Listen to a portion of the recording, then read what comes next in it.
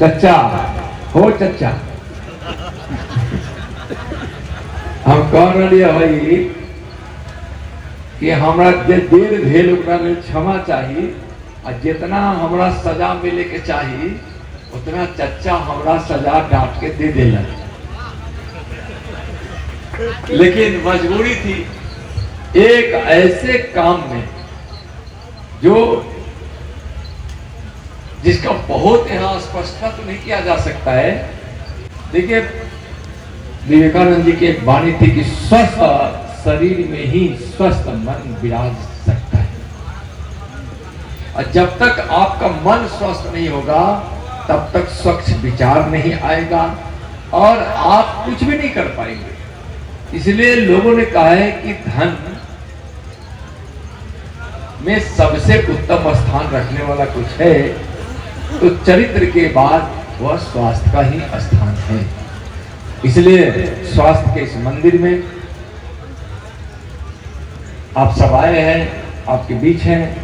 हम थोड़ा विलंब से आए, इसके लिए क्षमा चाहेंगे, और जितनी डांट खानी थी उतनी डांट हम अपने आदरणीय बाबा हुकुम देवा उसे सुन चुके हैं। तो समझते हैं ना बैठने में ना का लकड़ी का नीचे, और बड़ा अच्छा है सबके बीच करने वाला है, लेकिन समय नहीं है अभी। माननीय के साथ है, यह भी है अगर जरूरत पड़ने पर इस हॉस्पिटल के माध्यम से दुनिया के किसी भी कोने में मेडिकल सलाह लेने की क्षमता यह मेडिकल कॉलेज को है और डॉक्टर अजीत जी को है। यह तो एक बहुत बड़ी बात है। और मधुबनी जो हमारे माननीय प्रधानमंत्री जी को बहुत प्यारा है, मधुबनी पेंटिंग की जिसकी चर्चा करते हैं और जिसके लिए मखाना था, तो इसकी जानकारी हमको मिली थी उमा शंकर जी के द्वारा। और आज जब हम इस हॉस्पिटल के प्रांगण में खड़े हैं उद्घाटन के समारोह में, तो बहुत खुशी हो रही।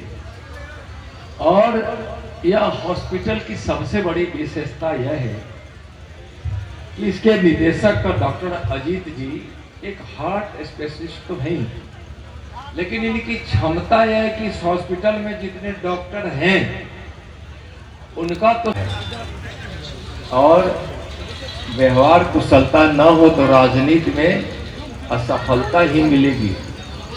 इसके दो बड़े मंत्र देकर हम लोगों को राजनीति में सफलता के गुण सिखाने वाले पद्म भूषण हम सबके अभिभावक आदरणीय हुकुमदेव नारायण यादव जी, जो कई बार भारत सरकार में मंत्री भी रहे हैं, माननीय अशोक यादव जी हमारे माननीय सांसद हैं, और इनकी सहजता कार्यकुशलता संगठन को तो लाभ पहुंचाता ही है, इस मधुबनी को।